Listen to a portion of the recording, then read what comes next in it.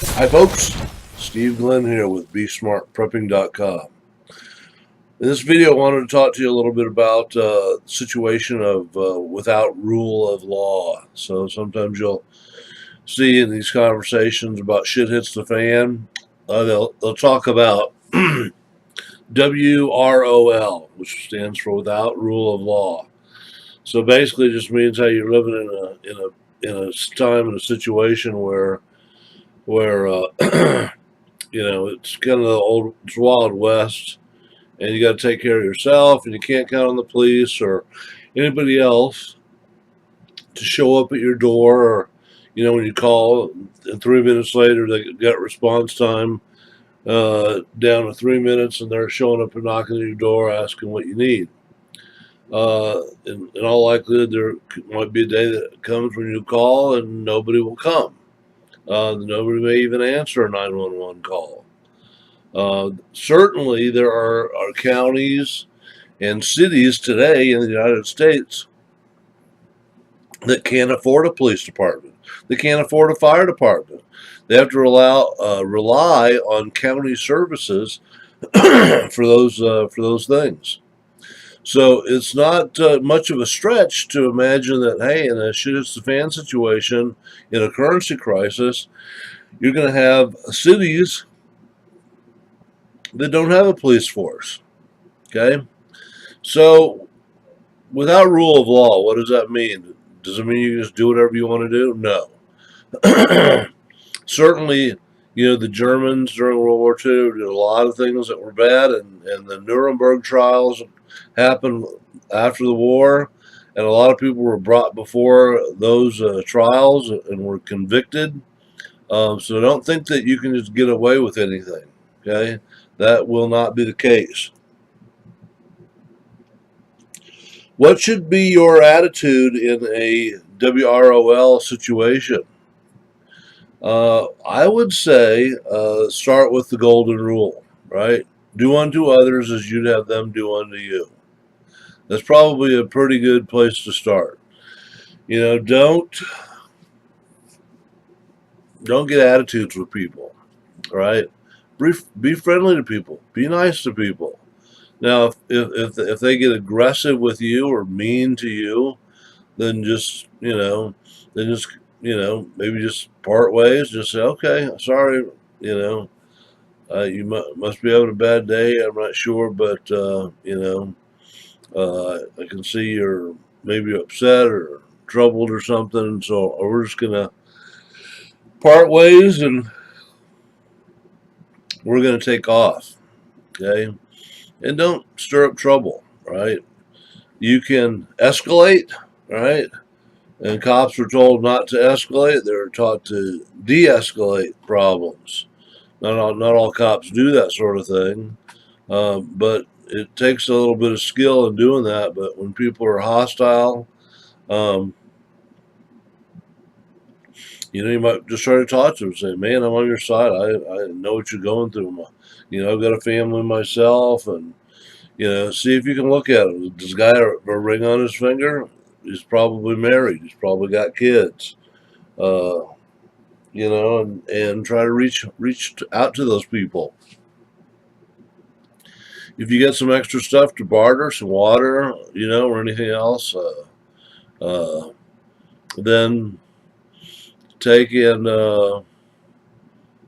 see if you can do a little bit of that. It might calm them down a little bit. But the golden rule is probably a good place to start. Another place to start would be the Exodus chapter 20. So in the Bible, in Exodus chapter 20, you have the Ten Commandments given by God to Moses, to the people of Israel. Now, some of the Ten Commandments have more to do with, the people's relationship to God. God, for example, said, "You shall have no other gods before me," right? So no idol worship, right? And certainly, that's, and that doesn't apply to our situation here. But you want to have a good relationship with God, don't have idols, right? Others, and I'm not going to get into the details of that, but you can figure that out. But if you got idols that you're worshiping, you're just going to piss God off. You don't want God pissed off at you.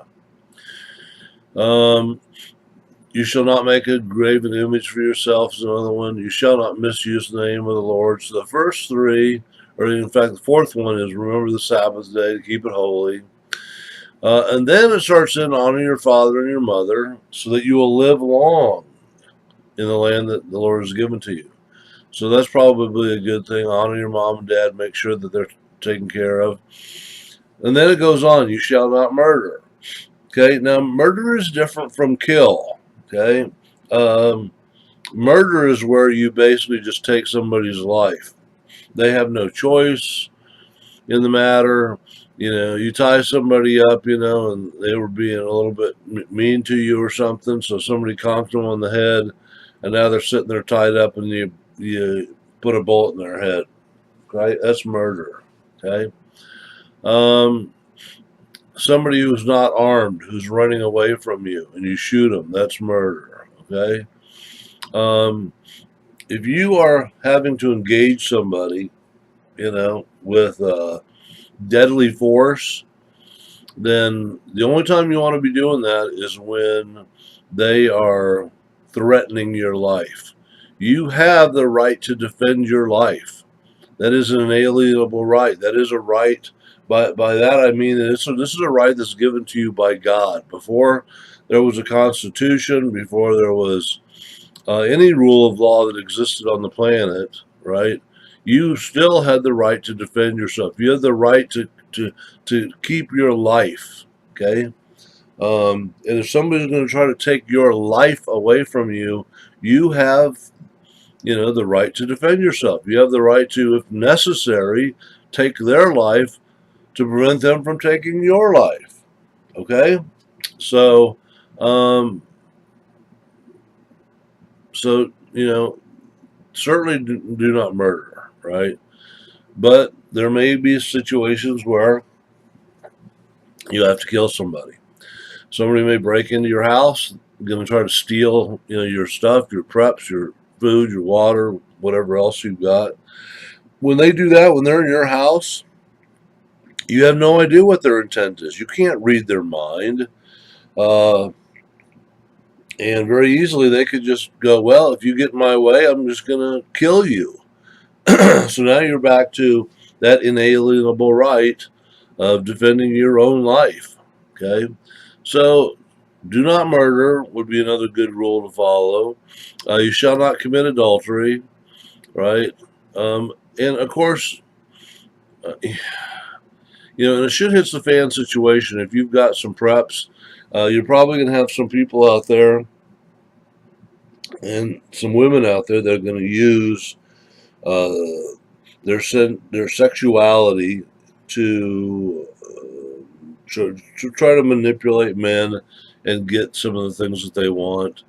Um, it's happened in the past before, and it'll happen again. If you're married, it's best not to do that. It's best not to accept any of those kinds of favors. All right. One is just not pleasing to God. You definitely want God on your side in a shit hits the fan situation. And the other thing is you don't want some other guy coming after you. Uh, and women, this goes for you too. You don't want to be messing around with some men, that are because they start coming around, other men start coming around. Women who love those men start coming around with a shotgun or a handgun, and they're going to kill you because they don't want to lose their guy. I mean, those sorts of problems you just don't need in a shit hits the fan situation. So just avoid any sort of adultery or sexual relations with, if you're single and they're single, maybe that's one other thing. Uh, you shall not steal. Do not give false testimony against your neighbors. So don't lie about your neighbor. Don't say they did this or did that when they didn't do it. That's what that means. And don't covet your neighbor's house or any of their stuff, his wife or servants or donkeys or basically your neighbor's got belongings. They're your neighbor's belongings. They're not your belongings. Because he's got them, he's got even extras, doesn't mean that he has to share with you. Okay, now you can try to convince him. You can try to barter with him. You can try to use logic on him, but you can't kill him and you can't just steal his stuff. Uh, you do wrong things, and justice will be served upon you, whether it be in this life or the one that's to come. So you want to continue to live an honorable life, even in a shit hits the fan situation. A couple other points I want to make here related to this. Um, be smart in these engagements with people. When you're interacting with people, these are going to be the times where you're going to have the greatest opportunity for conflict. And again, for that conflict to escalate. Okay? So pay particular attention to people and their behavior. Now, people can use behavior as a way to try to manipulate you. Okay? And certainly you still want to be fair. And if people are not going to be fair, right, then there's nothing really to talk about. If they're going to try to use brute force or they're going to try to use gang mentality or just shout you down, and their whole family's shouting you down, but they're not coming from a position of fairness, and willing to listen or willing to talk, then you just need to walk away from that situation. And if they won't let you walk away, then you have the right to use whatever force is necessary to allow yourself to walk away. But don't escalate things unnecessarily. Sometimes being a little bit patient will allow situations to calm down a little bit, and cooler heads can at times prevail, and nobody gets hurt. I would say always open carry and conceal carry. So what do I mean by that? I mean by that, in many states you have open carry laws. Georgia is one of them where I live.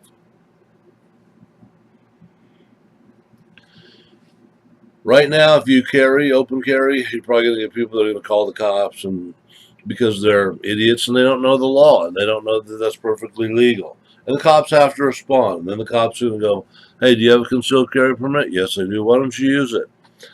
Well, because in some cases it's nicer just to have open carry. For example, if you're a woman, I would definitely advocate open carry, even though you may have a concealed carry permit.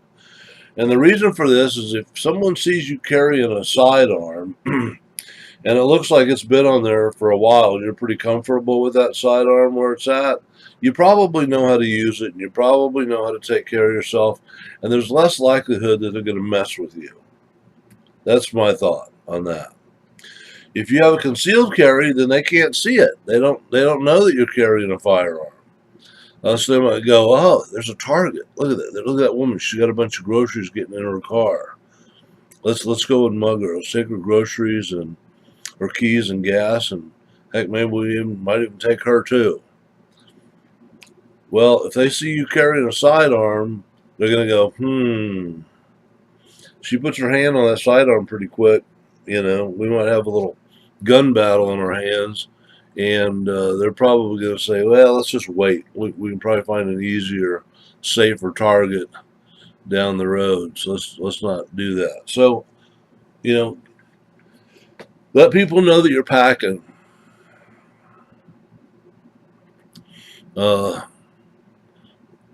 If you have a concealed carry as well, though, what's nice there is you may have situations where, in order to de-escalate a situation, and this sometimes happens if you get someone that's just freaked out, and you come across them and you're trying to talk to them and they notice you got a gun and they're just freaked out, and just go, "Look, I'm going to take my sidearm off, or I'm going to take my AR and I'm going to lay it down right here next to me just so that we can talk. You don't have to worry about that thing. And of course, if they've got one too, then you might suggest they do the same, or just take it off and lean it against a tree or a building or whatever. And then that way you can talk, without both of you wondering, is this person going to go for their weapon while I'm talking to them? If you have a concealed carry on you still, and you practiced drawing it, getting to that firearm, then you can still, if you need to, you can get to that firearm pretty quick and defend yourself if they just suddenly go for theirs. But make sure you do some practice with that sidearm before you do that.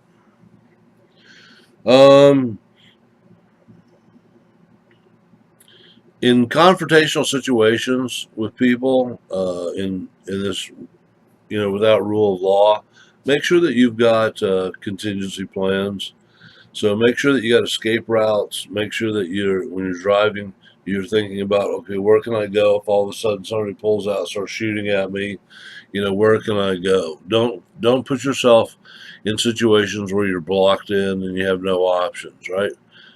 Some alleyways and stuff, you can pull down an alleyway because you see something down there, and it's a trap. You basically pull down the alleyway because you see a truckload of food down there, just sitting there, or you see some keg of beer sitting in the alleyway. You're like, oh, beer. You pull down that alleyway. All of a sudden, they block off your vehicle in the front. They block off your vehicle in the back, and they're sitting above you in the building from windows or other, concealed locations, firing down upon you. It doesn't take much, and your roof is made of almost nothing, a little bit of tin basically. So they can pop rounds to the top of that thing, no problem whatsoever. You're dead in an instant. They have your vehicle, they have whatever supplies you have, they have your firearms, your guns, anything that you have is now theirs. So certainly make sure you got multiple escape routes. Don't put yourself in compromising situations. Make sure you always got an out.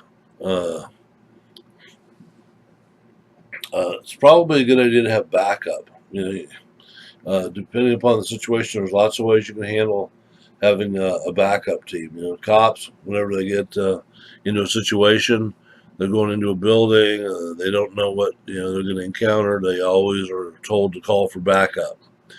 So just have backup when you go do something. If you go to the grocery store, have another vehicle sitting out there at the end of the parking lot, maybe with binoculars or not, but they've got a couple of guns and stuff on them. And if somebody pulls up to try to steal your stuff, then have them pull up, and cover you basically. So I hope you found that discussion on without rule of law interesting and helpful, perhaps insightful. If so, subscribe, give me a thumbs up on that checkbox down there. And as always, God bless each and every one of you. Have yourself a great rest of your day. Thanks. Bye.